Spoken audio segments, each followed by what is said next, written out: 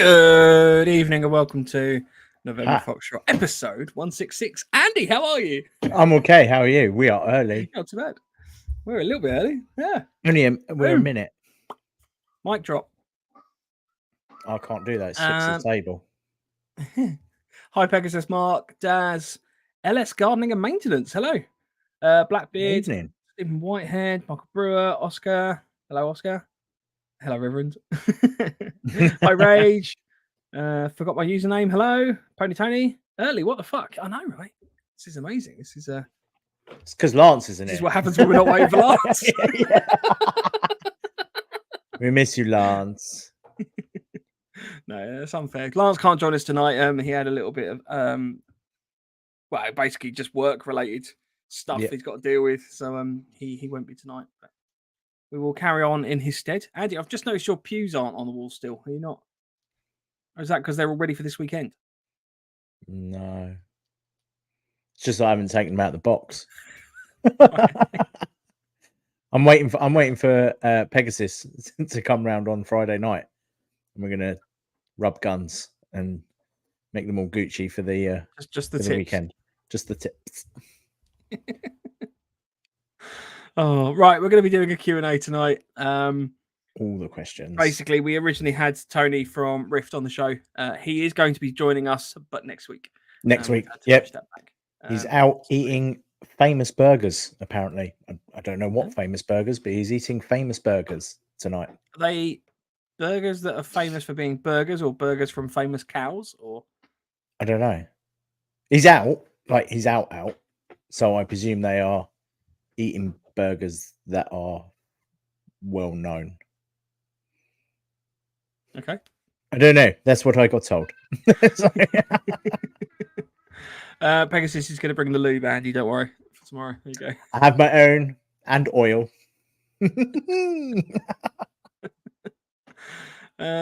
Fresh meat. Hello, Andy. Thanks for the help with the box mag. I've just ordered it. Hopefully, will be with me before Octo. No worries. When you get it, give us a shout and we'll run through really good ways of wiring it up, mate. Happy to help where we can. That is why we are here. Forgot my username. Who's starting the your Rift hype train? I think that's Andy. Andy's been on the hype train since like we knew what was coming up. Yeah. It's gonna be good. There's quite a lot going on with the Shift Your Rifts this year, I believe. There seems to be a lot more buzz around it than I saw last year. Yes. I think that's because obviously NAE's decided to try and shaft everyone. And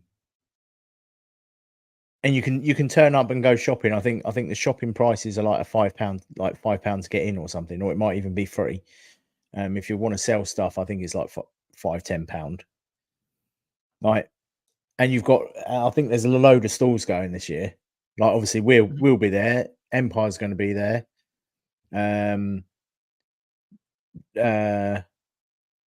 Who else is going to be there that I know, or that we know? Frontline Events, they're going to be there. White Sphere Tactical, obviously, are going to be there. I might ask Prepper Shop. They want to come along. Not bad shout. That could be good. See them all. And there's a beer tent. And the burgers. If they do the same burgers as they did they last are doing year, the same burgers. They were good burgers. And I've made sure that we're right next to them again. I was going to say it was particularly awkward last year because we were right next to the burger place, and we're like, yeah, that was good. And we'll have fun games and activities going on throughout the weekend. I'm not sure what. Well, we're going to have. I don't know about the activities. We haven't quite squared that one away, but we've definitely got patches that we'll have for sale. We've got both the orange and a limited supply of the brown ones left. I don't really want to call it the brown one. I want to give it a better name. The Tactical Tan. Tactical Tan or Tactical Brown. I don't know. No, Tactical Brown sounds like something else. Just going for a Tactical Brown, lads. We've also got a load of bandages. I've had Mama Fraser in the sweatshop with her nanas all knitting the bandages together. So we have, I think there's 20 bandages. Now, 2 of them have already been allocated for. I've already had a shout out from somebody about ordering those. So yeah, we'll have bandages. I'm going to get a load of the packing lists. Oh yeah, Get a yeah. load of those printed and laminated as well, so we can have some of those as giveaways. New approved. Yeah. So come and see us. We'll have some stuff that you can have. We will. It always just dropping a tactical brownage. That's going to be the tactical brown patch now. Yeah. Oh, I forgot my username. Will they have enough bacon this year? Yes. There you go. So also as well, I know there has been a few comments in regards to the no flames situation.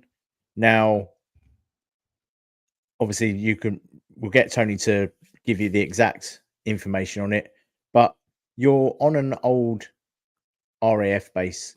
You're right next to the runway. There's lots of underground fuel tanks and pipes and stuff, and there have been instances of people using naked flames and areas going up in flame.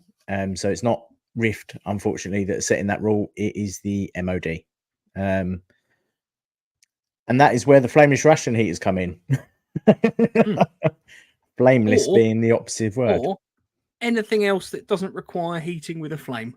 Yeah. Like, there's other options. There's obviously food on site. You can get deliveries to the site. You can go off site and go grab some food. There's kebabs. There's a Tesco's down the road. There's a really good kebab van, literally just in the town centre, which is like a 15-minute drive. There's got Domino's, Pizza Hut. Like literally 15 minutes down the road, you've got Abingdon, which has pretty much everything. Oscar says hard routine, cold rations. Job done. Yeah. Actually, while Oscar's on the chat, I want to give a little shout out to Oscar as well, because so we've been chatting subsequent to Operation Phoenix, and Oscar has very kindly offered to donate to our enemy event. So that's the NoFo MilSim experience. That's the one event that we're going to be doing. Yeah, definitely not training. We are currently in chat about doing another MilSim in a bag giveaway. So we haven't yet pinned down all the details. We kind of want to do it potentially as a bit of a charity thing. So it might be like a raffle to donate some money, because that way we can kind of do two things at the same time. But we haven't really kind of got that all bottomed out yet. So apologies, Oscar, because I know that I haven't spoken to you in the last week, and I'll come on to why in a second. We've got a bit on. Yeah, just a little bit. But thank you to Oscar for that. Genuinely brilliant. Yes. And if you have any surplus needs, then I highly recommend having a chat with Oscar. He might be able to help you out with some bits of kit or anything that you're after, basically. So yeah. Which you can do on our new socials, which I don't know if we're going to wait until the news segment for that, or we're not even going to. Should we just do the news now? No, we could do news. Hang on, let's roll into some news. Or should we just? I take my gun and I go pew pew pew pew. News. Or I'm sorry, I clicked the off. button. I clicked the button too early. I'm sorry. Well, that answers my question. We're in the news. Oscar, yes, thank you very much. Lovely offer. Also, we're having a bit of a change up on our social platform. As many of you are aware, we do have a Facebook Messenger group, which we are currently in the process of closing down and moving it over to WhatsApp. We've set up a WhatsApp community. On there, you have buy and sell, and you have a community chat. Later on, if there's certain topics and things that might get brought up, we can open up other chats with that as well. So that's quite exciting. The good thing about this is that we can have all our guests on it as well. So if you are on the Facebook one, it just makes it fundamentally it just a lot makes it easier easier to add people to the chat, because it was a nightmare with the Facebook one, and that we have to add you. Firstly, you have to have Facebook, whereas with WhatsApp, granted, you have to have WhatsApp, but that's just your phone number. So it's not most people have WhatsApp. Yeah. And we miss Rage. Exactly. That's another one. We've basically curtailed to popular demand, and we've made a group that Rage can be a part of. Yes. So Rage, you have no excuse. Yeah. Apart from we need to invite Rage. Is he not in it yet? I don't think so. Oh no, this is awkward. I'll Yeah. Rage, I'll send you the link afterwards. Yeah, but it's only been going like a month. No, been less no, than that. literally, we started transferring people over. What, Tuesday, Monday, Tuesday. So yeah, if you want to get in contact with us on our socials, by all means, drop us a message. We can send you the WhatsApp link. If you're on WhatsApp, or if you're on the Facebook Messenger group, we've already put the link in there for you to transfer over. I will put the link on Facebook for people to join WhatsApp. Appreciate that doesn't help Rage. We'll put it on work out Instagram as well. I'll We'll work put it on out something on the Insta. website as well. You can share it on so Insta. that everything, yeah. We'll just put everything everywhere. Yeah. And that way people can get the choice to jump on there if they want. There will be ways of joining if you want to. Yeah. If you want to just carry on chatting to everyone. Yeah. Chris has just been sat and looking at a blank screen waiting for the podcast to start. What? Chris, I want to say I am still trying to get your sound file to work, by the way. If anyone would like to send us, we obviously have various noises and things that we can play. Oh, there we go. So if you'd like to send us little sound files or anything like that, you can record one. Just use a recording app and then send me an MP3 file. Please don't just send me a thing on Facebook Messenger or something like that. Just use it properly. Chris has sent me one on Facebook Messenger, and I'm still trying to work out the technical know-how to work out how to download that off of Facebook. But we have a variety. So if you'd like to participate in that, that was Ryan. We have from Ray. And they're the people that listened. Yeah, if you've got any little queries, little ideas of sound things that we can add to our soundboard, give us a shout, send it over to us. Just use like the voice recorder app and you can record it on there and send an MP3 file as opposed to messages, because messages are a lot harder to download, basically. So yes, I'm working on it, Chris. I'm working on it. Evening, bro. Right. Welcome other to news. What other news? Yes, hello. So just apologies from me. The reason I've been a bit manic this week, I'm potentially moving house, which is quite exciting. As of last week, I wasn't potentially moving house. This week, I am. So, I think as of Monday, you weren't moving house. No. Literally over the weekend, we have decided to move house, and we are trying to move house exceptionally quickly. So, I apologise if anyone tries getting in touch with me. That will be why I'm running a little bit slower than normal at the moment. But yeah, and we've got Shifty Riffs and the NoFo experience planning at the moment, and other things. And we're going to be at Octo next month. Well, I'm going to be at Octo. I don't know if you're going. I'm not. I can't make that one. So if anyone would like to attend the Octo event, I believe tickets are still open for it. There's 3 factions. You've got PMC, JTF, and Tizit, who are kind of the local civilians, local militia type thing. So if you're interested, then go and check them out this month, not next month. Yeah, it's this month. It's the end of the month. Oh, it's this month. 27th, it's the start of April already. Oh, yeah. So 26th to the 27th, 28th. Tis it or nothing, says Stephen. So it should be good. Should be good. Be a fun weekend. Yeah. Oh, PMC is full apparently. There you go. And who are you on? I'm going to be on JTF. Ooh. Because I don't think that breaches PERSEC or OPSEC. I'll be there. Yeah, it should be good. It should be good. I kind of got a little bit of FOMO on Op Phoenix that we did, not actually getting out and playing properly. Because the whole story that we wrote was me not dying. I didn't want to go out and die. Yeah, he didn't do anything. He's just sat there like a chicken.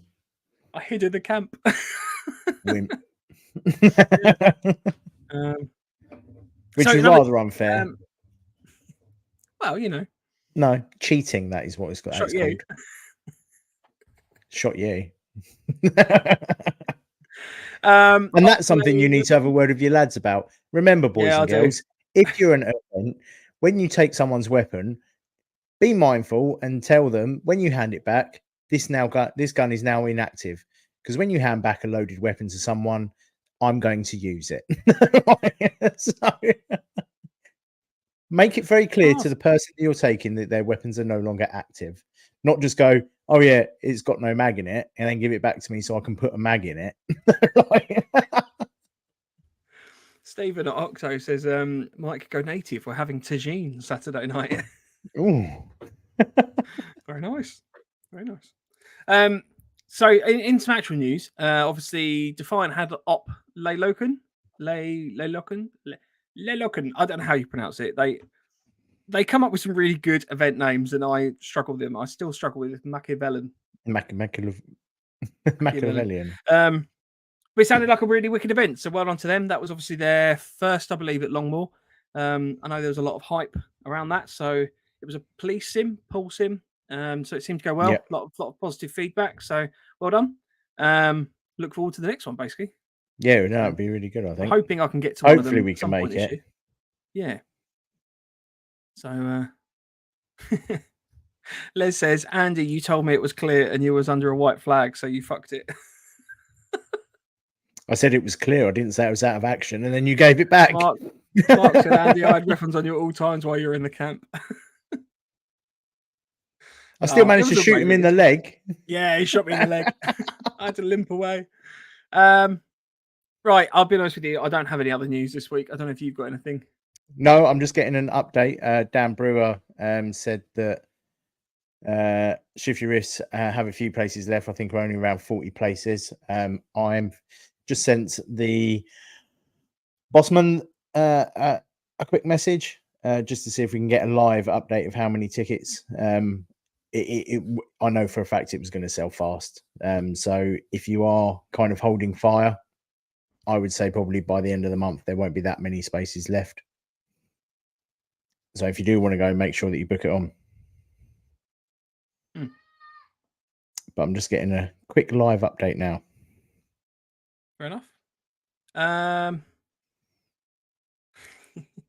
really enjoyed Op Phoenix. Sorry, I'm just seeing in the chat there's a few queries things about Op Phoenix. Right, I think that's pretty much the end of the news, is it? Have you got any other thoughts? I think so. I haven't really got. We'll come back if he comes 4th back. of August. Save the date. Still just sorting out some advertisement for it, but that will be our NoFo MilSim experience. # not training. # not a militia. Yeah. It's an experience that you get to enjoy at 8 o'clock in the morning. Pew, pew, pew, pew, pew. Right, let's go on to some questions. There's already a few flooding in. So James said, good. have you guys looked at getting frontline events on again? They have some great events coming up. It is something that I've looked into. I haven't messaged Dan just yet because I know that he had an event on the same weekend as ours that apparently went very well. I know he's busy sorting out the events at the moment, but it's something that we will be getting in contact with him about shortly. New year, new people, or not new people, new guests, more guests. More guests. That's the one. More guests. Apparently, Chris is selling like a 2-bob horror at Shift Your Riffs. I assume he means his stuff. Oh, we'll see you later, Wayne. See you later, mate. Right, so there you go. Yeah, I mean, is we he love saying Dan, that our frontline dulcet event. tones do not put him to sleep? Well, maybe he's saying they do. I think that's Oh. No, in terms of frontline events, we obviously love Dan and frontline. Like, honestly, if you ever bump into them, I've not been able to get to one of their events yet myself, as a combination of bad timing and, I'll be brutally honest with you, a little bit of nervousness around it. Just in terms of the kit requirements and things like that. Because you used to do reenactment. Yeah. You're used to it. I'm less used to it. I don't want to rock up and like someone gets upset because I put the patch in the wrong place or something like that. They're doing a Vietnam one, which I am proper. I'm tempted to go and do that because literally all you need to do is just buy a set of blue pajamas and an AK and a rice hat. Job Yeah. done. Yeah, but see, if I did Vietnam, I'd want to be the US. Why? The US are boring. Because my dad was around. I don't think he was actually in Vietnam, but I think he was around just after. There's a little bit for me, like, Yeah, but you get to set traps. yeah, but I want to be like the guy on the Lunges. radio that gets shot in the head. You can do that as Vietnam. A lot of them got shot in the head, I'm sure. Like, it's not just Yeah. they don't get helicopters, Mike. Yeah, I know, but it'll be cool. Yeah, it would. Stephen says, "Can I reserve a patch, please? Let me know which one you want to reserve, and I will put it to one side for you. I'll even write Stephen on it for you. There you go." LS Gardening and Maintenance. I know that you said call sign Chewbacca. There we go. I've got a bad memory tonight. What M249 hop-up chamber do you use for call sign Chewbacca? What I use for him? That's a question for call sign Chewbacca. Oh, right. I won't answer them. Nope. No. Call sign Chewbacca's asking the question. I use a ball gear. I use a ball gear hop unit, CNC'd. They've good news is they've recently moved out of Russia because that ball gear were a Russian company, and obviously with sanctions, they've moved out of. I'm not sure where they're based now, but they've moved out of Russia. I'm just explaining. Oh, so, is it in the UK? Have they moved to the UK now? Apparently, they've moved to the UK. Oh, right. Well, bonus there then. Be interesting to know where their shop is. I'll tell you. Hello. I'll find out. Yeah.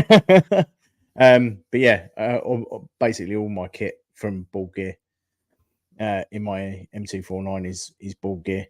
They do a lovely gearbox housing, which is really pucker, which is well worth putting it in. It doesn't do anything for the performance, but you know it's going to last longer than the actual gun itself, probably. So, yeah, I went a little bit mad. But yeah, definitely Ball Gear. Check them out. And they've brought out loads of new stuff as well. Like recently checked on their website, they've brought out stuff for all the new G&G stuff, G&P. They still do the AK / Classic Arms. Yeah, check them out. They're a good website and a good company. Their website still says that they are in the UK, in Russia. Sorry. So there's nothing on there that I can see. Just bringing you all the top research that I've done for the last 30 seconds. Because I know before the war they opened up a warehouse in the UK to supply us to supply the US because it was cheaper for them to. So I'm not sure if they've maybe just dumped a load of stock in here before the war and the sanctions put on. I'm not sure, but yeah. I'll be honest with you. I've not played around with any M249 stuff. I bought the super lightweight, featherweight B&T one or whatever, but I haven't really even had a chance to play with it yet. I kind of spray painted it and took it to NAE once, and then realised that it needs a lot of work doing to it, and then that's as far as it's got. So I don't know whether I want to put loads of money into an M249 that's that light.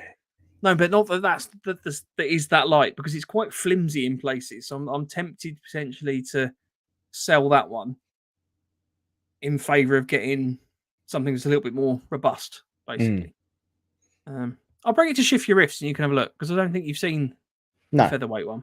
No, we'll have all our weapons out, I'm sure. Yeah. Right. Question from, well, not really a question. Anthony says, I'm going to the June game. Big up the 101st impression. Yes. There you go. Yeah. I am tempted. I keep looking at the posts about it and I'm like, oh, I do have an AK. And I do have a set of blue pajamas. All I need is the straw hat and I'm off. Oh, it's not even a straw hat, it's a rice hat, isn't it? Yeah. That's all I need. Oh, Harry, let's move on to Harry. Harry says, how are you handling PerSec on WhatsApp, as Facebook is more anonymous, i.e. real names and phone numbers? So it's an interesting point. So for starters, obviously, you're more than welcome to join WhatsApp if you want. So we're not forcing anyone to. We obviously have our website, so you can join the forums and groups on the website. You can create a fake profile, but you don't have to display any real information on the website at all. You just need an email address and a little password to sign up to that. So that's kind of an alternative. The reason that we've moved away from Facebook is, well, there's a couple reasons. One, it was a pain in the neck to administer in terms of getting people on and off of it. The other aspect to it as well is we actually had a lot less control than we thought we would over in terms of what people could post, any kind of issues. You can't deal with anything as an admin on there, basically. No, So we've kind of had to move away from it for that purpose as well. Admin is pointless on Facebook Messenger. And don't get me wrong, we're not adminning it in terms of, oh, we just don't like what you've said, so we'll remove it and stuff like that. It's just we've set up the group with some various rules and kind of things in place just to, because we want to build a positive community. That's what November Foxtrot has always been about. We want to build a good positive community. So there's a few things that we perceive that we've kind of set in place that go against that mindset. So there might be instances where things need to be taken down. And I mean, there was a message a while ago from Chris on an event pre-op Phoenix that he put up there about some stuff, and we were trying to get it removed for his PERSEC, basically, because we're sort of trying to keep information quiet at the time. So that's we don't have the ability to do that on Facebook. So that's why we've kind of moved over to WhatsApp. And the idea is to make it easier to access.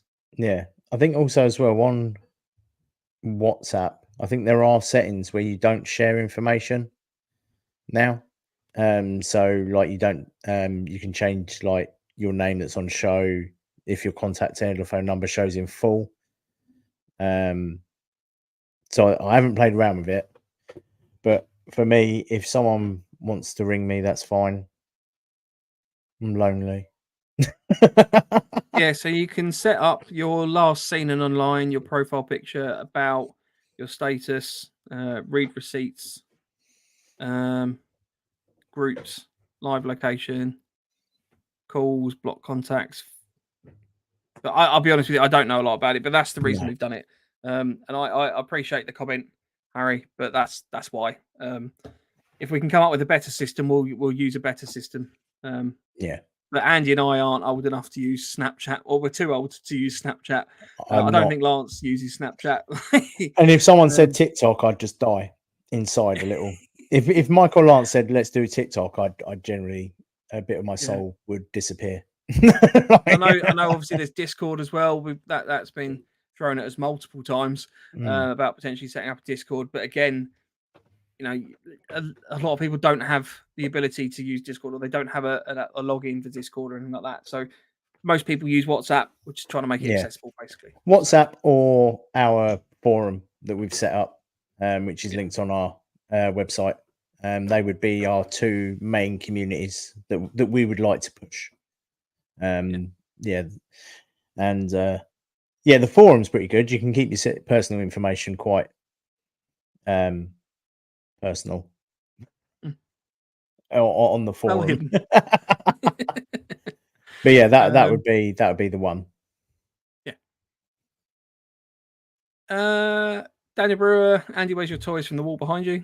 They're still in the box. I took them apart and then went, oh, do you know what? I really can't be bothered to clean them. So I put them all back together and then just put them back in the box. And that's it. That's where they've stayed. And then Ash said, oh, I'll come around Friday for the JBG event.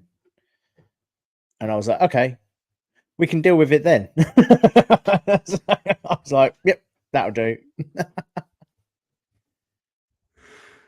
Barnaby says, can't find the WhatsApp linky. It's going to be on the website. It's going to be on Instagram. It'll be on Facebook. We'll put it today. Yeah, we'll keep an eye on the socials. We'll make sure that there's a link up on Instagram, Facebook, and the community website, chat and everything like that. Yeah. Barnaby's actually just joined the NoFo Airsoft community on Facebook as well, because that's still live. So there's still methodologies that you can find us on Facebook. There's lots of ways, basically. But we can't do it now right. because otherwise you just see us just typing away. It would just be like, Mark says, ignoring "Have you you thought all. about?" It's just Mark says, "Have you thought about getting BritTac on?" So we have. we have many BritTac times. is again just one of these kind of people that we've wanted to get on, or groups that we wanted to get on, that we just haven't done yet, basically. So it's on the list, definitely on the list. And I've been speaking to a few people from BritTac as well, regarding various things, because BritTac have actually been really supportive of us, and I feel that we have ignored them a little bit, and I apologise for that. So yeah, I will Mike's reach out. ignored you. Mike's ignored. Yes, well, not ignored them, but they've just been really helpful. So, for example, our MilSim events calendar that we now removed because it wasn't working Yeah, properly. because I think them and Yeah, it just made it. It was just, it was a pain. But they were an early adopter of that, and they were super helpful in getting some of their events on there as well. So yeah, we'll get them on there. Daniel says, "Evening, is this the penis in the dark convention?" I'm the only one in the dark. That's hurtful. Oh. Oh. Yeah. See, I'm nicely lit. So I suppose that would make me the sack, wouldn't it? Yes. Yeah. Oh, we're doing well. Oh, right. Evening, Okay, so Gus turns up with me saying I'm the sack. So welcome, Gus. Right. So Lance not being here, we actually challenged him to set us a couple of questions. He did for us as well, because it's challenging doing a Q&A if we don't get questions in. So Lance set us a question. How do you weigh up what's important kit to take on a MilSim? And also, when it comes to carrying it, kit, do you find that your loadout changes depending on what you're doing, e.g., role or style of event you're taking part in? What? So, how do you weigh up the kit that you take? That's with like you there's like what's 2 or 3 important, questions in there. and then when you're carrying it, do you find it changes depending on what you're doing, i.e., the role or style of event? Yes. And yes. So yeah. So main one's weather for me. That's my governing factor. Like I have a standard food, cooking equipment, sleeping, but all of that, and clothes and change of clothes and things like that. But the weather plays a massive part in it of what I actually pack in the back of the Bergen. Ammo and gas and things like that all stay as a standard. But if I know that I'm going away and it's going to be freezing cold and pissing down rain, then I'll throw extra change of clothes in there. Whereas in the summer, I'll probably only take probably one change of clothes and a really light waterproof just in case, like a poncho or something. Whereas like last weekend, I'll have a big Gore-Tex jacket, gaiters, couple of pairs of socks, couple of pairs of sealskins. Like, so I'm always taking that little bit extra over winter for me personally. Also I seem to take more battery packs with me, so like the charging packs, because during the winter they end up just dying naturally due to the cold temperature. So I end up taking more. Whereas in the summer, I'll probably only take one big battery pack to charge my phone and torches and stuff. Because it will just last. It lasts longer. Yeah, I found that with a proper big battery pack type thing that you use for your charging your phone. Left it outside my sleeping bag one particularly cold night, and it was just flat by the morning. Yeah. And that's literally just the cold, just basically run it down. So I think we had talked about this briefly before, but I always try and sleep with it now, sort of within the bag, sort of the sleeping bag. But I am always conscious of potentially that thing igniting and then I'm dead because I'm not getting out of the sleeping bag quickly. I think. Although I have been looking at the temperature control, like they're not like it's like a sandwich bag basically, and it keeps whatever's in there hot or cold. Oh, okay. and you kind of like zip it up and it crushes down. I was Mm. looking at them on Amazon. They're all bright colours, but I just thought Yeah, maybe rattle like can or something like that. maybe like a thermal lining or something would help with that, Mm. especially if you're using it, because they when they were using them they give out a bit of heat anyway. So having that in a thermal bag, but then obviously some of them need a bit of airflow. Yeah. I don't know. Well, funny, I was just going to Power's a say the hard same thing one. Gus said.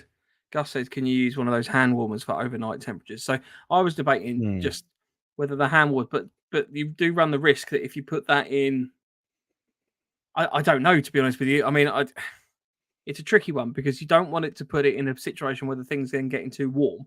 And some of those hand warmers can kick out a lot of heat. So if you're putting one of those in a thermally insulated bag, Yeah, but potentially also you're if then running the risk of, well, not, I mean, you're not going to melt the phone or anything like that, but no, you but do the run the risk that the batteries, heat causing it an issue. yeah, the batteries can overheat, and that's when they vent, isn't it? Like, especially that's the thing that's wrong with lithium ion. They're so affected by cold, like temperatures, more than what say a normal lithium battery is. A lithium, or no, what's the ones? I can't remember which one it is. Lipos are affected more by the cold, aren't they? Lipos are, yeah. Lithium ion, I don't think it's too bad. No, lithium ion are the ones that stay pretty standard. But I think all the ones in the battery packs are lipos because they hold a higher power outage. Yeah. Stevens just said, yeah, I think that exceeds your battery safe operating temperature. You almost want like a hand warmer with like a variable heat output, like a really low, like, you know, just keeping it like above freezing, basically, or just like 1 or 2 degrees or something like that would be good. Yeah, that's what I was thinking about the sandwich bag, where it keeps the cold out. Because they don't kick off that much heat when you're charging something up, do they? Like, there's only a little mild heat. Yeah, I mean, for me, I think it's sometimes when it's not even when you're charging, you've literally just got the pack and you just keeping it somewhere. Forgot my username. Says lithium batteries, sorry, will destroy themselves if you charge them at less than 0 degrees C. Apparently, they grow little crystals as they charge, which will poke through the chemical barrier. You got a proper bit of science there. Thank you. And that's when they. Maybe we need to get a battery person on. Yeah, I know something. Battery mooch. So obviously, I used to vape quite a lot, and there was a guy that literally did all the research for batteries. Told you which batteries were good, which batteries were shit for the high output that like we needed for the competitions and things. So it might be worth giving him a little. I'll give him a message and see what. Yeah. Maybe we'll have a battery and power episode. Yeah, that'd be interesting. I'll have to see if we can get Titan on as well. That'd be cool. Yeah, that'd be cool. I'll reach out. Pegasus says, "What's battery? Gas is life." Yeah, but gas has the same problem, mate. I know that if gas gets this doesn't run on it's gas, does it? Your phone doesn't run on gas. But, I mean, I think for me, in terms of choice of kit, you're right. You know, weather's probably the biggest dependent for what you're picking. There are variations in terms of where you're staying. So if you're in a hardcover area or you know, out in the woods or something like that, that's obviously going to vary what you're taking in terms of your sleep setup, your shelter system. Good example of that when we were at Driffield HQ Airsoft with Defiance event, Red Tide 3 or Red Tide. You know, we were in a building, Red Tide 3. We were obviously in a building. The building hadn't got windows in it, but that, you know, you're not necessarily having to bring big bashers or anything like that. So you kind of look at maybe a cot bed or something like that, because obviously a hammock's not going to work in that situation. Or if it does, you're really kind of taking a punt on that, having that ability. So yeah, I mean that affects it a little bit. Clothing wise, probably depends on the loadout. So if you're running civilian or Op 4 or Blue 4 or I don't know, some other various faction or something like that, you'll probably find that you have different equipment, different props. You know, if you want to go down the route of accessories like fake jewelry and various things like that, you know, it depends on what you're going to be Priest bringing. outfits. Priest outfits for that event, which, you know, can obviously change how you're then carrying equipment to the game. A good example of that, I would normally run either the sort of the big waterproof crates or Bergens, whereas at Op Phoenix, I actually use the British Army deployment bags, so the big black ones, the carryalls, just because I could literally dump everything in there, and then because they turn into packs as well, I can obviously walk it down to the Yeah, they're pretty the good bits of location kit, that actually. camping and stuff. So that worked really well for that one. But I wouldn't do that normally because if we're running Blue 4, you're not going to be walking around with a big black duffel bag on. Well, So that varies. Well, it depends on the event. yeah. I mean, other than that, I don't think riffs wise that really changes too much. That's going to be game dependent anyway. We all have our favourite cues that we like using, so probably about it. To be honest with you, I think that's probably the only real changes. Yeah, it's horses for courses ultimately, isn't it? I mean, you're not going to rock up to, you know, the same event every time in exactly the same kit, exactly the same loadout, same weapon platforms and everything like that, because ultimately things change, things break, you need to adapt. You're not necessarily going to rock up to a DEA event as a cartel member and then wear that same stuff to a Vietnam MilSim or the like. So. Well, it was like last weekend for Op Phoenix, my poncho, as I was packing my poncho, literally crumbled apart in my hand. Yeah. And I've bought a waterproof jacket. And to be honest, I actually on the day, because literally I had the poncho and I was like, oh crap, I better throw it into the bag. And as I was putting it, like stuffing it into the bag, it was just crumbling in my hand. So I was like, oh, so I don't have a waterproof now, and I've got like 4 minutes to leave. So, but yeah, but they didn't have a poncho. So I bought a jacket, like just a thin line Gore-Tex jacket, and I actually quite enjoyed it. Like it was a warm, comfortable wear. Which normally I don't wear because I wear the poncho. So that might be a change. It won't be a change. I won't use it again. I bought a new poncho. So yeah, I mean, you could maybe adapt it to something else, maybe like a little waterproof bag. You could sew. I mean, I don't know how decrepit this thing's turned into, but if you've got enough fabric, it's pretty bad. Yeah. Right. Okay. So you know, on the ponchos where you've got the seam, for the hood, well, all of that. I mean, is the rest of the fabric okay, or is it just the seam? No, it's quite brittle in places. Right. Okay. I don't know. I think it might have been. I might have, like, where I've treated it, I may have treated it with something that didn't react well with what was already on it. But there's like patches where you can literally feel it. It's almost like a rubble bag sort of feel. Do you know what I mean? Where you crumple it and it crisps up. It's like that. So yeah, I don't know what I did, but I very much feel it was user error on something. No, I always do that though. If something breaks or anything like that, like I don't know, say you've got like an old bag or something like that, it's proper ropey. I'll always take off like the buckles and the little like the slide grips and stuff like that, because you never know when you might need them for something. When I fix my DD top, the strip I've cut off, potentially could you make some little dry bags out of that? Or I've still got it for just in case, like if it needs to get thrown over a mannequin or something, it's still there. Crispy mannequin. Yeah, crispy mannequin. Yeah, the missus hates me. I am an airsoft hoarder on broken things. If it's working, I'll sell it to buy something else. If it's broken, I'll keep it. Logic. Yeah. Fair enough. Cool. So back and Mike, can I get a patch from you, Octo? Yes, mate. Not a problem at all. I will bring some along. To be honest with you, I've actually now got a little pouch that I bring to events that's got a few patches and stickers and stuff in it anyway. So if anyone comes up to me, I'm not completely, you know, I don't know. So yeah, if you ever see me out and about at an event or anything like that, it's quite likely I've got some bits on if you want to grab a patch at all. So yeah, just hit me up. James says Crocs and a plate carrier for the summer. Don't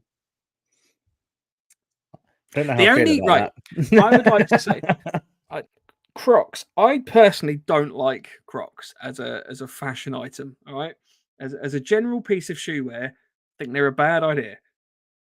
I can see the use for them in terms of camp footwear. And by camp footwear, I mean walking around camp. No, there's no aspersions in terms of your sexual orientation there. I just purely mean in terms of, if you're, I don't know, say you get your head down, there's a firefight or something going on, you need some footwear that you can really quickly slip on, potentially Crocs, right? Shut the fuck up. I was waiting for that. He's stayed I'm quiet. just being honest. I know that James is a big fan of the Crocs. Did they defeat athlete's foot? I have no idea. They probably get trench foot because the amount of holes in them. I could just assume you get more wetter feet. Defeat thermal. So I'm not saying that Crocs are bad. I wouldn't suggest running a whole event in Crocs. That's what the point I was trying to make. You're running the risk of obviously damaging your feet. You don't have appropriate ankle support. James says, I drop in for 30 seconds and you're dissing Crocs. You're an absolute anus. James, go back because we were just praising you on your event for Opla Loken. Yeah, we did.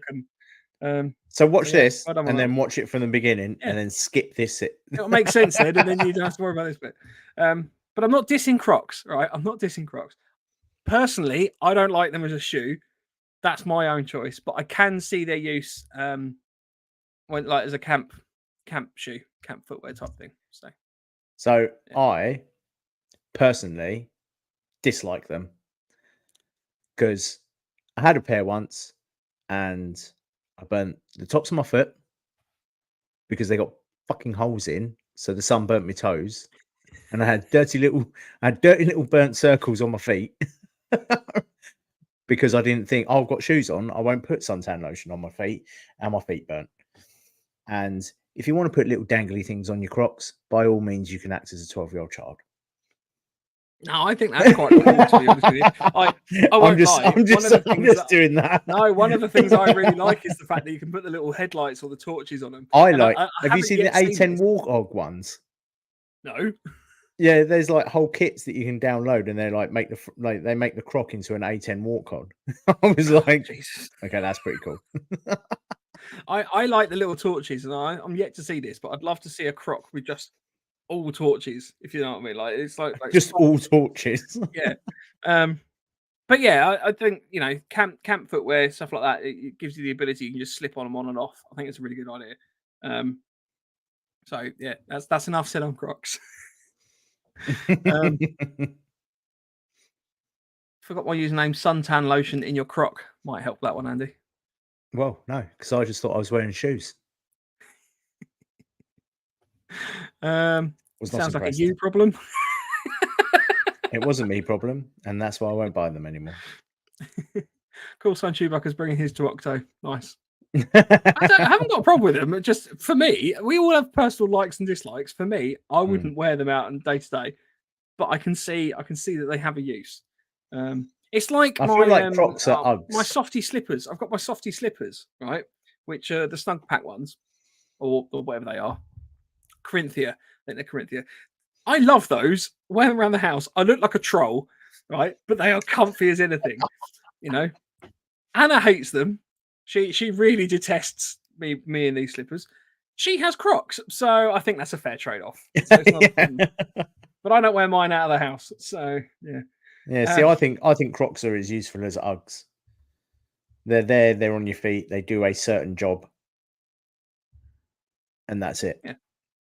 But the Fighter Jet and the A10 Warthogs or War Crocs. Or the A10 War Croc, apparently. Yeah. I don't want to spend the whole rest of the episode talking about Crocs, but I will just give James the last words. He says, don't give a fuck about that. Fuck your guys and your Croc hating ways. Lance is the only good one. And then the feet suntan is a mating call to women, apparently. There you go. There speaks the truth. There we go. And it's come from James, so it's got to be true. Yeah, exactly. Daniel Brewer, would you say that HPA is okay for a MilSim or too much of a pain in the rear? I'm going to pick this one up first. I have no problem with HPA at events, MilSim events, anything like that. I think the thing that frustrates me with the HPA system, for the most part, and there's nothing to stop this from also happening with an AEG, less so with gas blowback, is the rate of fire. Personally, if you're rocking up to an event with a laser beam, I just think that's unrealistic, and I think it's just pointless. You know, you're not. Speed soft and skirmish days are fine for laser beams and stuff like that. MilSim, the whole premise of a MilSim style event is trying to build a level of immersion, a level of strategic play and stuff like that. If you're just rocking around firing 400 rounds a second at people, firstly, it's massively overkill, and it's just unnecessary. That's not to say that they don't necessarily have their place, because if for example, if you've got, I'm part of the Airsoft Artillery Facebook page, and I've seen people kind of do fancy, weird, wonderful things with like turret guns and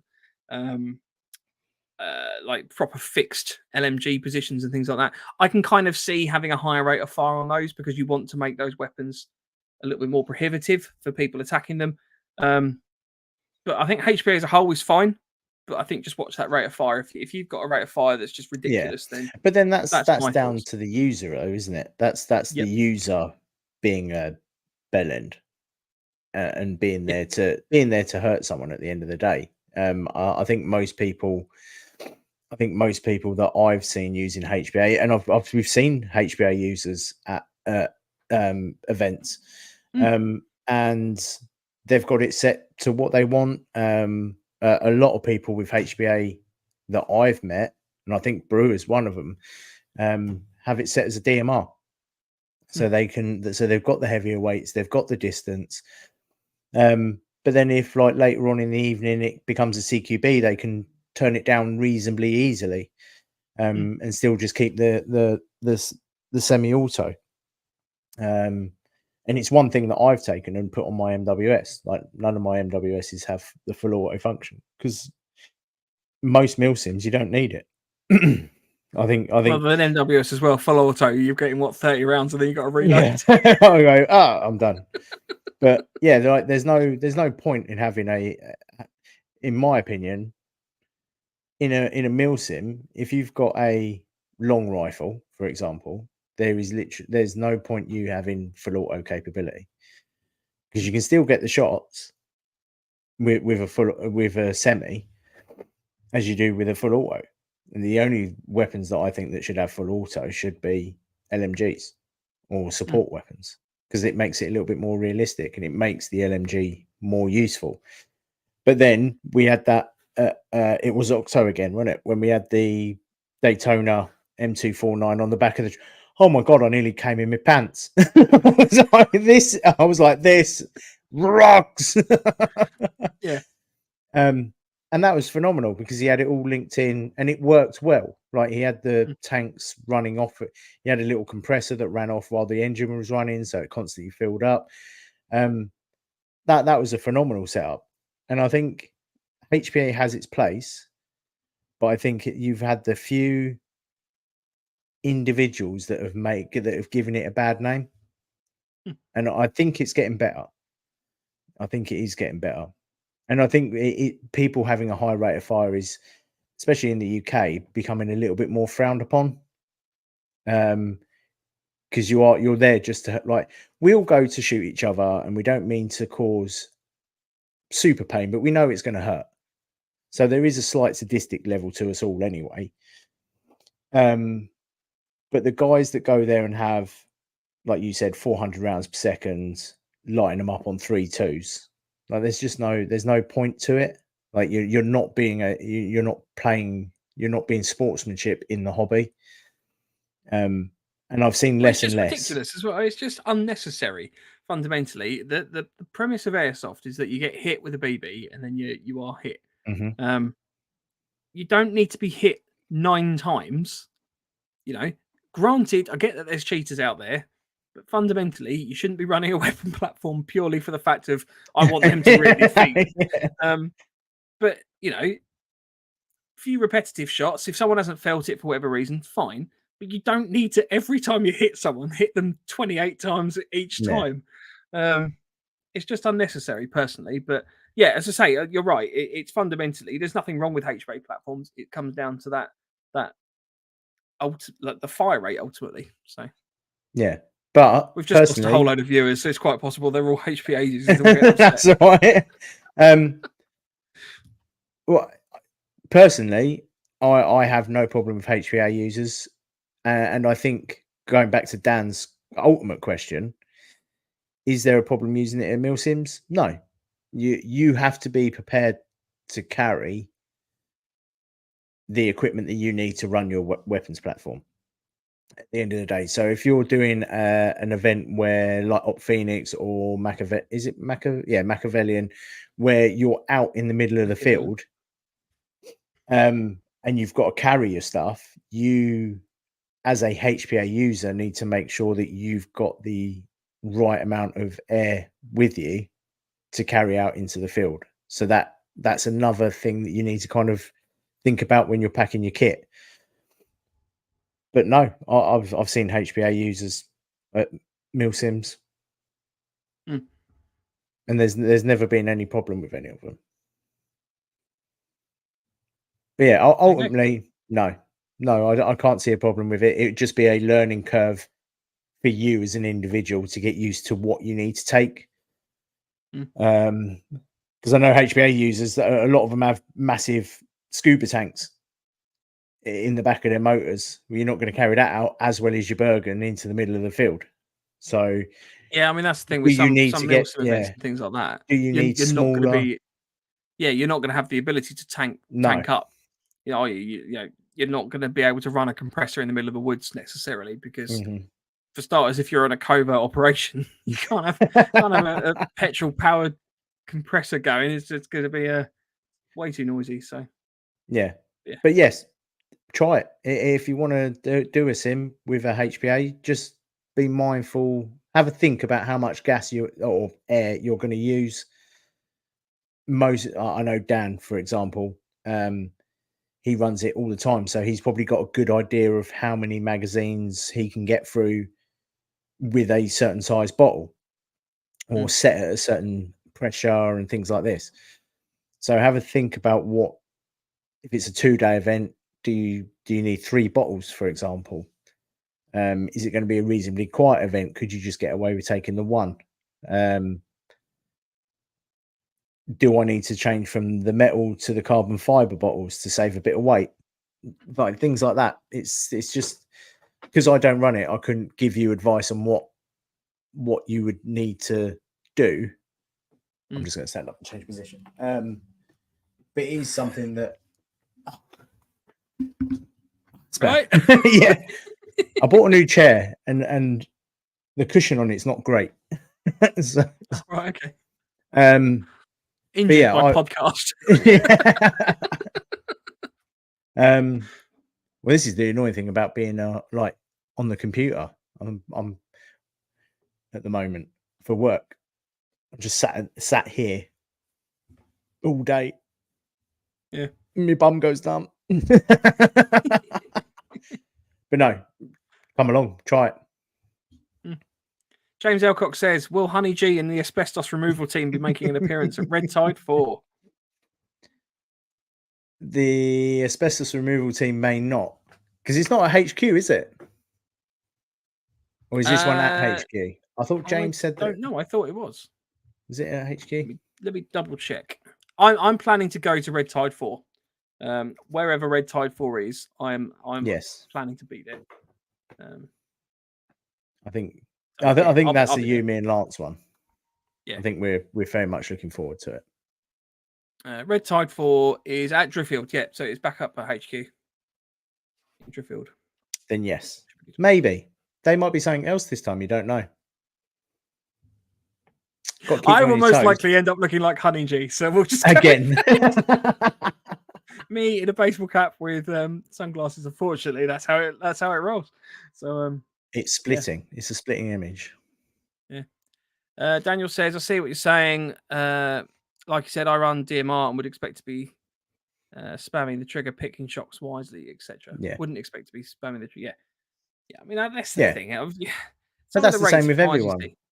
There's a classic video that I just want to kind of revert to, which is the one where you've got a guy running through like a CQB site. I think it's in the US, sort of a timber village type thing. Runs into a room. You know, he's clearly got like a very quick reaction trigger and everything like that. And people in the room are like, "Oh, good dude, it's not full auto. It's only single shot." And he's like, "Well, it is single shot." And I think the other player's like, "Oh, damn!" You know, Yeah, I it's think just we've all ridiculous. seen it. Yeah, that's just unnecessary in my view.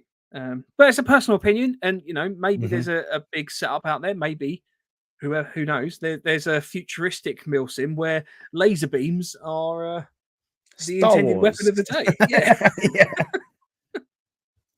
Okay, I get to be a Jedi and knock BBs out the sky. I identify as an A10 Warhawk. So just, Yeah. But yeah, right. just We be had another sensible with question. it. That's just general airsoft, in my opinion. Just don't be a dick. Yeah. We had another question coming from Lance. What 5 items could you strip back from your MilSim kit if you needed to, for example, to save space, weight, and packing time? So what 5 items have you got in your kit that you bring with you that you could bin off effectively? I've really like Op Phoenix was me packing like proper minimal because How I did that wanted. 45-litre bag go, Andy? Yeah, it went really well. It would have been all right if my waterproof hadn't ripped. So basically, yeah, I had everything in the bag, and I was just putting the waterproof in, and the waterproof fell apart, and I was like, shit. Okay, how do I deal with this? Okay, what I'll do is I'll just take 4 coats, and as each one gets wet, I'll just swap it out. That was my plan. 4 coats cannot fit into the 45-litre. So that was the downfall of it. But yeah, I reckon I could do that easy. Now I've got a waterproof jacket and a new poncho. So for one of the things, we'll bounce back and forward between us in terms of the things. For me, one item that's immediately springs to mind is the amount of food that I take. So and I know I'm a larger guy. Please don't see that as me taking like loads of bags of food and I eat it all. That's the problem. I plan like a meal roughly for like 2 a day, and then kind of snacks and kind of other bits and pieces. But I never eat all of that. I'm really bad at going to events and making sure I drink water and eat food because it's typically just there's too much going on. Lots of things need attention. Don't really have the time to stop, and that's something I need to work on. But I could probably cut down on the amount of food I take because I probably bring 75% of it back again. I'm not taking loads to start with. Like literally, I've got like a little A5 pouch sort of size that's maybe sort of 3 inches deep. That's typically sort of full of all the pouch meals and things like that. But that's it. That's typically all I take, and then I'll bring it all back again. So it's a bit pointless. So I'm going to cut that down. Mine would probably be. It's really bad that I Some can of the think of 4 examples straight away. Well, the trouble is, like I said, Op Phoenix was my right. I'm going to knock everything back. So there was like I can tell you the stuff that I've taken out already. So there was like 4. There was 2 spare Bofang batteries. Like 2. I don't need. Why like I'm only there for 24 to 48 hours. Why do I need 3 fully charged Bofang batteries right on the go? Do you find are they the small ones though? Or No, they're the big large ones. Right. Yeah. Okay. That might be a bit overkill. Yeah. I mean, the small ones, I probably find that you can go through maybe one of those in a day. Depends on how much you're on the radio and how much comms you've got going backwards and forwards. But yeah. So I can see having a spare battery, but if you've got 3 of the large ones, I'd have overkill. Plus I have plus I had a charging pack for just the Boafangs. Right. So there's like in my head, I'm like, shit, what happens if I run out? I've got no comms. Like comms never fucking work anyway. So you get to use them for about 4 hours, and then it all goes out the window, and only one person really has comms with 0 for the rest of the weekend. Mine worked fine all weekend. I'm just saying. I was running 3 different radios. Yeah.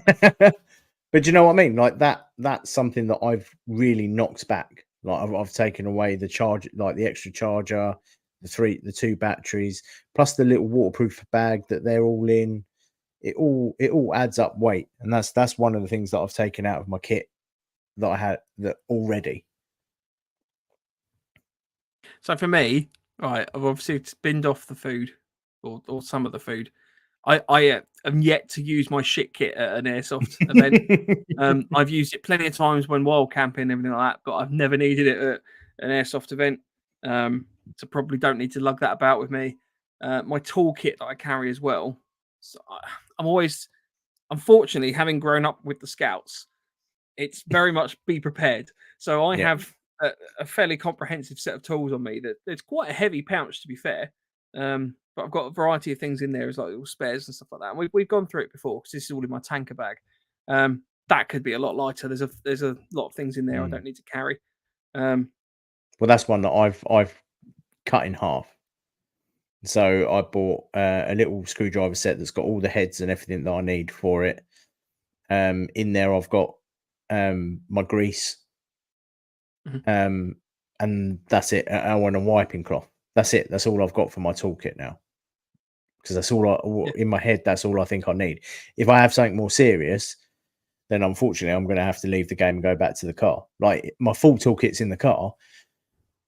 But if you can do like a little bit of maintenance in the field and then go, oh, actually this bit's snapped in half, I need to go back and do like at the end of the day, it's a hobby. Like we'll be there for fun. My way of looking at it now is if I've got a toolkit in the car, worst case scenario is my gun's gone down. I have to go back to the car to sort it. And that's it. Then there's nothing that I can do. So I've halved the equipment that I'm taking on. But actually, I'll probably over that. All I've got is a small set and a bit of oil. Yeah. Do you take all the game documentation with you? No. See, I always take all the game documentation. Since I bought my pad, I'll show you this. So my folder, got like the Nyrex thing in here. So this is all of the Op Phoenix stuff. I brought everything with me. Like I've literally got. Yeah, but and now, admittedly, we were running obviously as a DS, and I know you can have it on your phone, but I like making sure I've got a backup copy. So I went to the effort of printing it all out. I've got it all in there. So I if I'm running a team or anything like that, I will always typically have all of the information on me, which is again quite a lot of things to carry around with you in my plastic folder. Yeah. My other one's the pillow. You've been off your pillow, really? I've binned off my pillow because mine was like a small, about that sort of size, A4, bit of size, bit of stuffing. I tend to sleep on my jacket hood or something anyway. Like the pillow always goes down to the bottom of the, like, is the first thing to get packed. And by the time I've got my sleeping bag out, I'm just like, I can't be bothered. Like it's it's underneath the second waterproof that I've packed. Right? So it just tends. I tend to just roll up, take off my jumper or my jacket or something, and stick it under my head, because then I know also as well that when I wake up in the morning, what I've been sleeping on is warm. So I've binned off my pillow. That's not a bad idea. I mean, to be fair, you're right, because the number of actual events that you go to where you get decent sleep anyway, where a pillow actually makes a huge difference, is probably fairly minimal. Jackets, anything like that. As Pegasus said, pillow is a luxury. Your burger is more than good enough if the time comes. Exactly that. But that being said, my pillow is like the size of a can. There you go. It's not really much bigger than that, so it doesn't take up a lot of space and weight for me. And it is quite nice to put your head on something that's not got a buckle that's sticking into the side of your temple. Oh, no, but you roll it up, don't you, like a sensible person? You turn it inside out, hold it in, you can roll it. but things move around, and then you end up just waking up like 2 hours later. You've literally just got this scar down the side of your face. zip and you've got line. lead on the zip. Yeah. So I was just struggling to think of the last thing that I would probably drop. I can't think of the last thing, to be honest with you.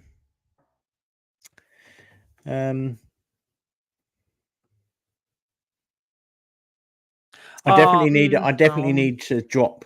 I definitely need to drop my, or not drop it, but reduce it. I need a summer sleeping bag, because I tend to take what I've always done is I've always had a really thick sleeping bag, and then in the summer still take the really thick sleeping bag, but then also take a jungle blanket. Right, so I put myself into the sleeping bag that's warm and comfy, and I know that there's going to be literally no cold coming up through the bottom, and then just throw the jungle blanket over me. Yeah. Whereas I think, no, that's just stupid. Like now doing. Couldn't you just use the thick one as like a duvet style? So rather than having it as like a full sleeping bag, just have it like you use that as a duvet, and then just not take the jungle blanket with you. No, because I have a mental disorder where I have to have something over me. I can't. Yeah, that's what I'm saying. Use your sleeping bag. No, so because no, because then I have to zip it up. Why have you got to zip it up? Just use it like a duvet. I'm mental. The only thing you have to watch out for is the hood. You don't want the hood going over your head, because then you're just literally mummifying yourself. No. So I use my my helium 600, whatever it is, which is down, and it compacts down. Literally, I can get it into like a probably comparable to like an A4 sheet of paper, about an inch or so thick, 2 inches thick. So I can properly get that all squashed down. Do it in a dry bag, so you can properly get all the air out of it, and then it keeps it nice and flat, and just slide that in. So I always take that now, and that's rated down to like -35 or something like that. And if you get hot, you just stick a leg out or something like that. But then see, mentalness, I can't do that. If I get into a sleeping bag, like unless I've got something over, you have to zip the whole thing up. Have to zip the whole thing up, otherwise I'm. Oh jeez. Because otherwise, then it's not a sleeping bag. It's just proper OCD. Yeah. Oh, it's just. But no, I need to sort out. I tell you what you should get is get like an oversized whoopee or blanket or something like that, and then just whack a zip on it, so you've got the option to use that as a sleeping bag. And then you can unzip it, and you don't have to treat it like a sleeping bag. You can use it like a blanket. Yeah. No, I'd like to try. Like for the winter, it's absolutely fine. Like the way that I have my winter set up is, I'm comfortable with that. I know that works. Like literally, it can snow and I'll be fine. It's sorting out my summer kit, and it's just something that I just need to work on more. But also as well, in the summer, you tend not to like. I think the last summer, I ended up just getting inside my bivvy bag and just keeping in that, sitting up against a tree, because it was lovely. And I thought, well, if it does rain, I'm in my bivvy bag, but it's warm enough for me to not actually feel the cold. And I thought that was good enough. So I might just try that. I don't know. Look out for new things in the summer.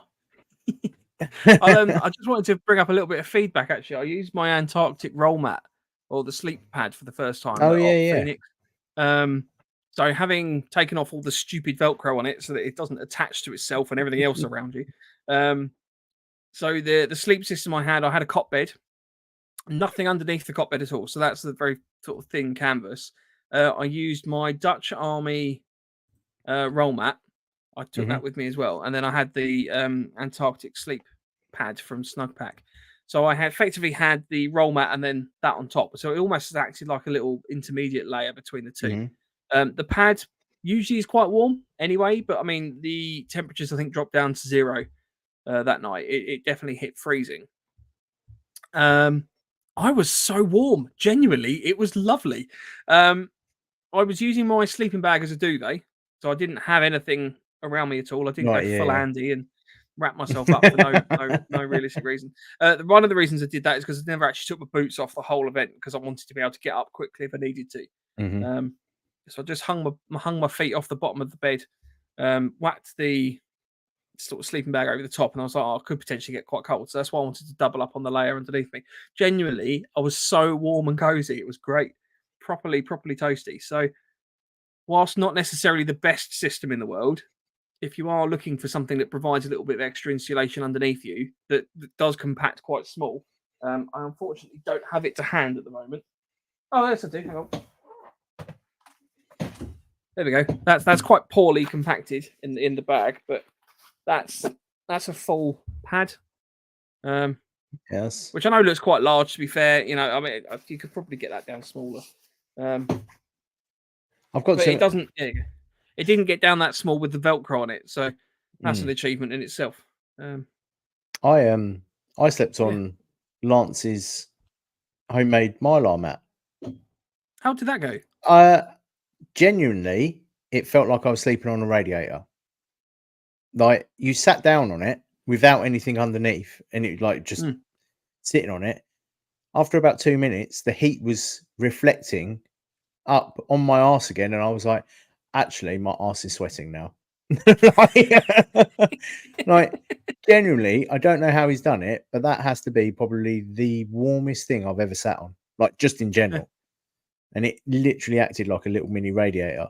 It just stopped all body heat going into the ground and reflected it straight back up. Like seconds it took. I was very impressed. Yeah. And I am going to get him to make me one. So it's well, there's probably a better chat when he's on the show, but from my understanding, it's obviously just a layer of roll mat, like basic roll mat, and then with 2 Mylar sheets. like a Mylar sheets. Yeah. But genuinely, like it was the warmest thing I've ever sat on. Like it was almost like after a few minutes, it was almost like sitting on a heated car seat. Nice. So I want one now. Yeah. I want to see if he can do something and add it to the Dutch Army sleeping roll mat, because I love my Dutch Army roll mat. Well, you could probably fashion a sort of cover to go over the Dutch Army one. Almost like a sleeve that you can slide over the whole thing. Yeah. That you could then still roll it up and stuff. But yeah. But yeah, very impressed. So when Lance listens back, well done, mate. I bought a multi-mat, like the German Army multi-mat. Oh yeah. Which is the super thinnest sleeping pad I think I've ever seen. So I'm going to be giving that a go as a little bit of a test and hopefully kind of doing a comparison at some point. So maybe when we're all in the woods at some point, we can lay them all out and talk through the advantages and disadvantages of various things. Yeah. We need a good wood visit. Yeah. We'll plan that. Well, I think we have got something booked in coming up. I think we have. But yeah. But no, genuinely, Lance needs to do a how-to video on that. Yeah. Well done. Give him a round of applause. Guide. Yeah. Hang on. More fun first. I don't have a round of applause for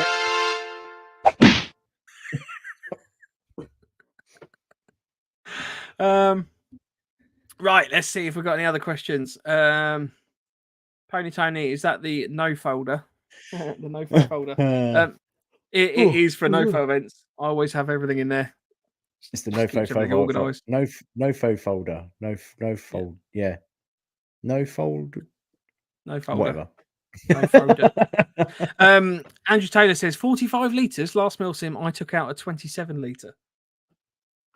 How did you get everything in a 27 litre? Oh, it was only a 12-hour event. Ah, well. No, unfortunately, waterproof issues hampered my next one. I'm going to take my 45 litre and I'm going to live out of it. And then the challenge after that, Andy, is 10. And then the challenge after that is a bum bag. Bum bag.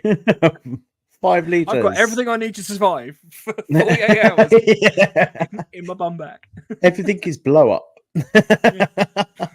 Even the food. Chris says the holes in Crocs are there to allow your self-respect to ooze out. Oh God.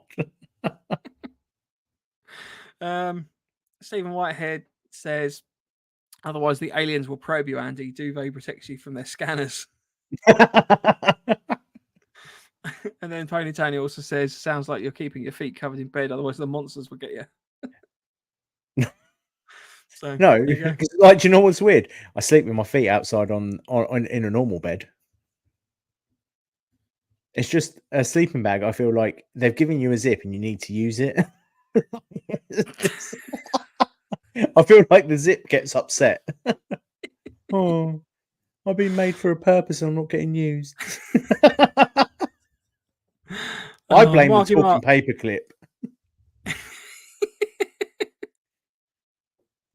Marky Mark says, I must give a shout out to Oscar for the off-cut roll mat that I trimmed down to fit in my day sack for Stag at the Battery. Mm-hmm. Seat pads. Seat pads are the way to go. I keep saying this, kneeling pads and seating pads. The number of people that I've now had come up to me and go, actually, the kneeling pad and the seating pad's quite a good idea. I was like, I know, I keep telling people. Maybe. I'll tell you what, let's have a chat with Lance and see if we can create the Mylar seating pad. So rather than do like the full roll mats, we could just do little seat pads. We can do like a NoFo style one of them. I'm sure I can get my mum working on them. Don't worry, the NoFo sweatshop will be working overtime, ladies and gentlemen. Right, we've probably got time for maybe one or two more questions. So if you want to get them in the chat, please feel free to do so. Stick a little cue at the beginning. Right, we had another question from Lance. I'm just going to bring this one up as well. Yep. What's your opinion on the feeling some people are having at MilSims? What's your opinion on the feeling that some people have? What's your opinion on the feeling that some people are having that MilSims have dropped off in availability over the 2023 to 2024 with only a couple of companies running events?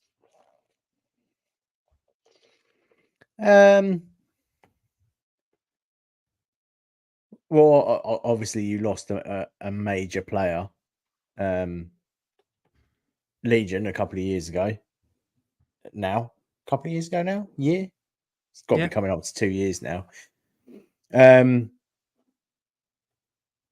Which obviously affects, but I think with like Defiant getting hold of Longmore, you've got Sterling running their standard events. But also one thing that I have noticed is that a lot more people have gone down, or a lot of sites have gone down the route of battle sims. And unless you're a regular player at that site, they don't really advertise it that much.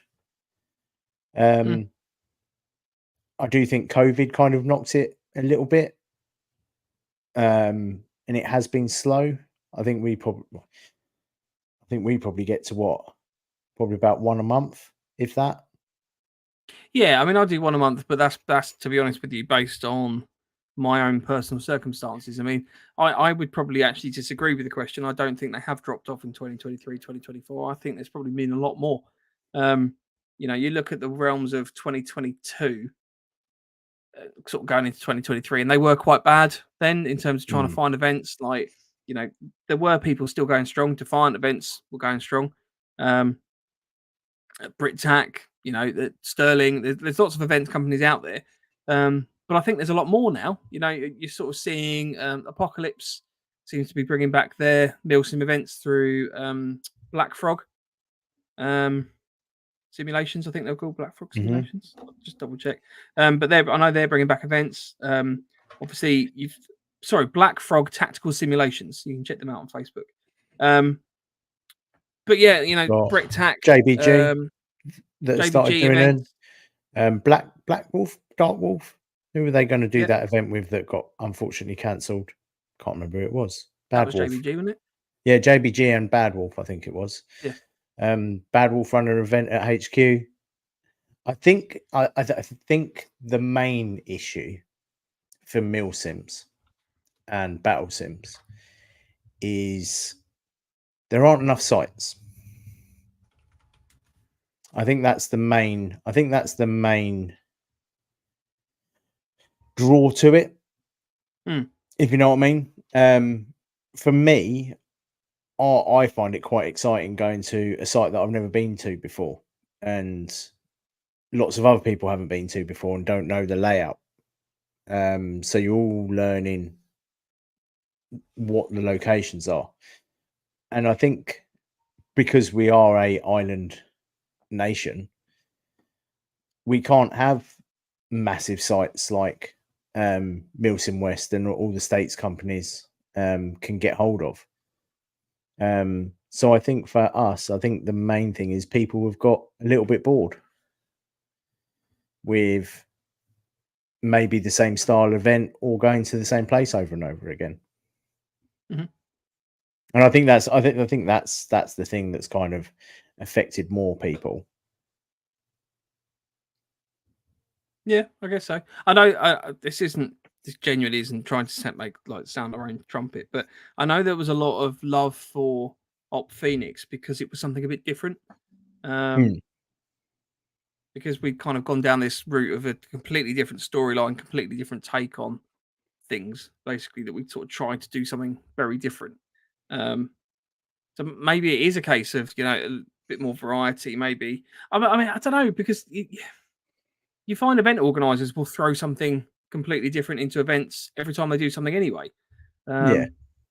So Oh yeah, but it it's does the vary, but sites. There's a limited amount of storylines unless yeah, you start going down the weird and wonderful route, which is what we went down. But also as well, the site's always like you can go to a site and there's been a couple where you keep going to the same event and the HQs are still in the same place. The objectives are still in the same place. They don't turn it round, so you're on your head a little bit. You're on the back foot straight away. And I think that's something that needs to be done with sites to make sites more controversial opinion. That's why I like AI 500. that's one of the few reasons I do. But yeah, get tempted by AI 500 events because they do have these ability to go to like weird and wonderful places. AI 500s, if they did it as a sim and had decent understanding of how an airsoft game should be played, then yeah, they'd be absolutely phenomenal. But unfortunately, and this is my personal opinion, I don't think they have a clue. And I don't think their staff know how to run an event properly. Oh, well, I mean, I know that I don't want to turn this into a slate in them. No. I'm just being. I know that they always seem to come up with the justification that because that's the first time that they've really played an event there. It's like, yeah, but you're an events company that specializes in running events in weird and wonderful places. Like, surely that would have some sort of like knock on approach. But hey, it's ultimately what it is. But I mean, like the Citadel where they did the game at the immigration center. Like that was a wicked place, and you could definitely hold a very, very good MilSim there. And that site, in my opinion, was actually underutilized in terms of some of the areas that they could have had things going on in. I mean, there were buildings there with just weird and wonderful corridors and complex networks of like rooms and corridors and stuff like that. That it all felt like it was really centered outside. But yeah, I think you're right. I think there needs to be a bit more variety in terms of the actual locations and things. Yeah, but ultimately, there's only so many places in the UK that you can, you can't just rock up to a random location necessarily and just go, yeah, I want to do an event here. There's obviously things to consider, insurances. People need to be happy. So, Mark wants a longer event next time. As I said, I think unfortunately, because we are an island nation and we are limited on the amount of space that we get, and we're losing sites to building projects all the time, and we all know that. We've lost 3 RAF bases that you could play in within the last 2 years. Like that's a massive blow to the community. But it's one of those things that there's places out there you can. I mean, like I'm going to use this as a weird example, but Battersea Power Station was, significantly underutilized for a very long time before it got developed. There's always sites. I mean, I work in, you know, as you do, Andy, the construction industry, there's always places out there that are getting developed that could be a location. Now, admittedly, they've got to be made safe because there's certain sites that you wouldn't want to wander around in too freely. But you're right. You know, I mean, maybe it's a case of there aren't enough areas that we can play. Maybe it's that because they're becoming a bit samey. I don't know. But that being said, I mean, Longmoor, if you run an event at Longmoor, you're going to get a lot of people go because they just want to go to Longmoor because everyone loves Longmoor. And I'd go to Longmoor nigh on fairly regularly. But I can remember a period, maybe sort of 2 or 3 years ago, I was like, oh, this is getting a bit samey now because like this event organisers using that house as a base, same as last time I went, that house was the base. But that's what I mean. Like if you've got a site and like change it up a bit. Do you know what I mean? Don't do the same thing that you did last time you ran an event there. Don't kind of keep the same sort of locations that you had last time. I know it's hard. I know it's hard to say that, for me to say that, but for an organizer to actually do it, because you're limited in areas and things like that. But I do generally think that sometimes it is just people lose interest in the MilSims, or they step back a bit for a year or so they can go back into it in a couple of years and go, actually, no, this is all completely changed, or this is new. And I think maybe that's where it dropped off a little bit. Like people had COVID, came back, did a load of MilSims, and then gone, oh, actually, they're all kind of running the same. I'm just going to sit back a bit and let things just kind of sort themselves out. Because I think straight after COVID, MilSims were booking out left, right, and centre, and there was new faces. There was new people getting into it. Unfortunately, because of that, there was a few issues in regards to hit taking and how people play the game. But no, I generally think people may have just had a little bit of a break from it, just so things can iron themselves out. Maybe. Maybe not. Maybe I'm talking out my arse. Who knows?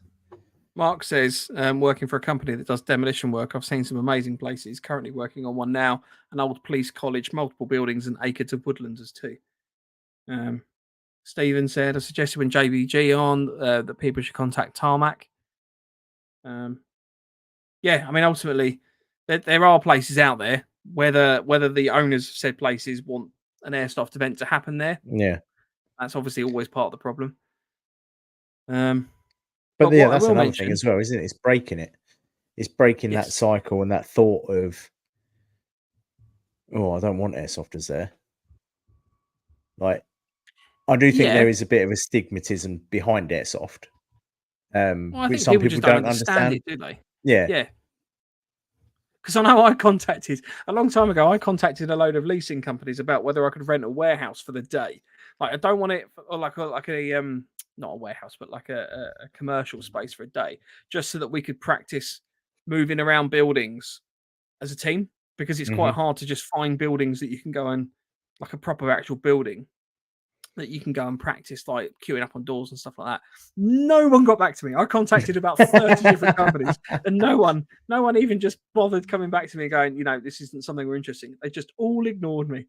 I was like, oh, okay, fine. Yeah, you want places, can find weird venues, go for it. You want places like, you want to contact people like Warner Brothers or Paramount, and say, where do you like? Because a lot of their set stuff, they like the big stuff, they keep in location, like in like low outside locations and things to get weathered. Like, how cool would that be? Yeah, but they're not going to want a whole load of holes poked in them all, are they? Right, I'm just conscious of the time. Harry said quite poignantly, if only there was a website dedicated to listing all MilSims. No, if you're not aware, Harry is an expert at making stuff, basically, and he has come up with the airsoftmilsimevents.com. So if you are interested in trying to find a MilSim event or a venue, he has achieved what we failed to do. I couldn't work out how to do this on our website. but he has basically picked up the mantle, and there is a searchable website of airsoftmilsimevents.com. You can And add your own he's stuff as well, running so with you it. can find things. Yeah. So I mean, it's got Film Sim, Operation Warmbad from, I think that's a Sterling one. Not sure, but there's just lots of details on there. Brick Tack events, Defiant events. Who else is on here? I'm just sort of scrolling through, but yeah, there's lots of stuff on there. Prices, you can subscribe to it, so go and check that out.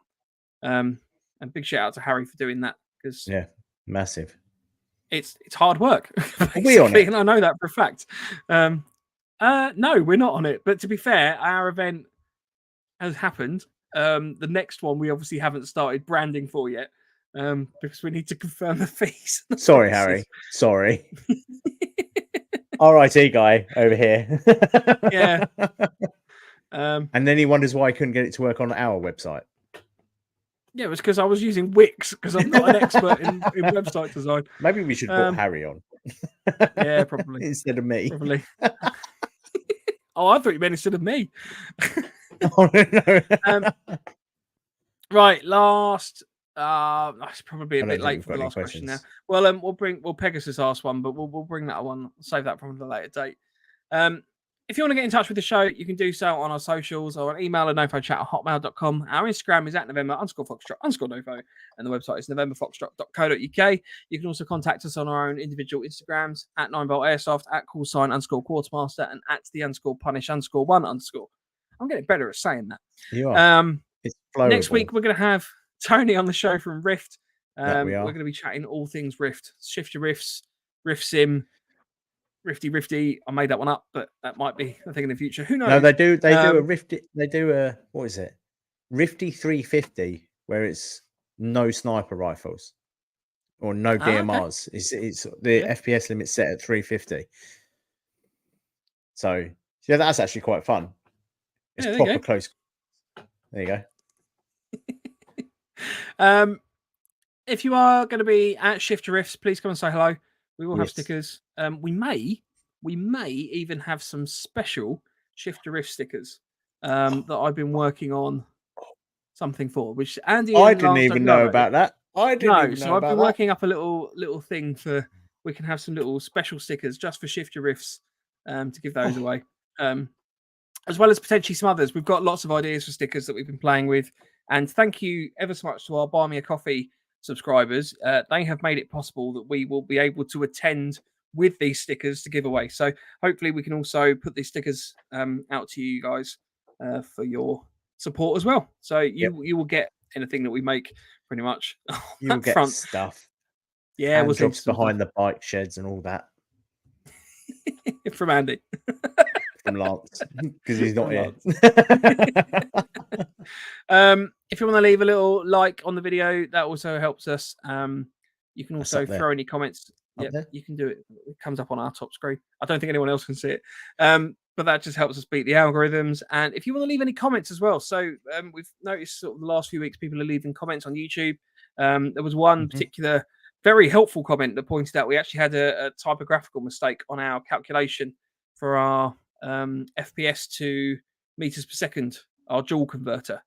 It was just on the little formula, basically. So everything worked, but it was just that little formula that I'd created. I forgot to put a squared in. So if you see anything like that, let us know. No, I know. But if you see anything like that, let us know, because obviously I can get that fixed. We're not perfect. We do sort of check stuff, but I'm an idiot, so I get things wrong all the time. So normally if something's wrong, it's down to me. I've written it.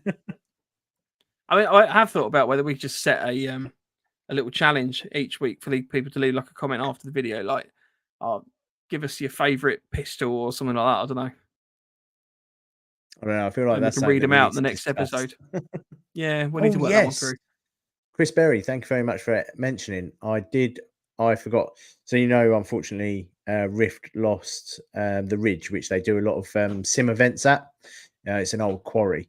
They've got it back, so keep an eye out. There should be some new sims coming up. There we go. In the quagmire, that is. Yeah. Right, I think that's everything. Do you want to have the closing words, Andy? Yeah. We all shoot each other with plastic pellets. We're not there to hurt each other. Just be Plastic friendly. pellets. Pellets. It was going to be BBs, but then I said pellets. That's fine. So That's they're fine. pellets now. Yeah. Just look after your fellow airsoft players. Don't be a twat.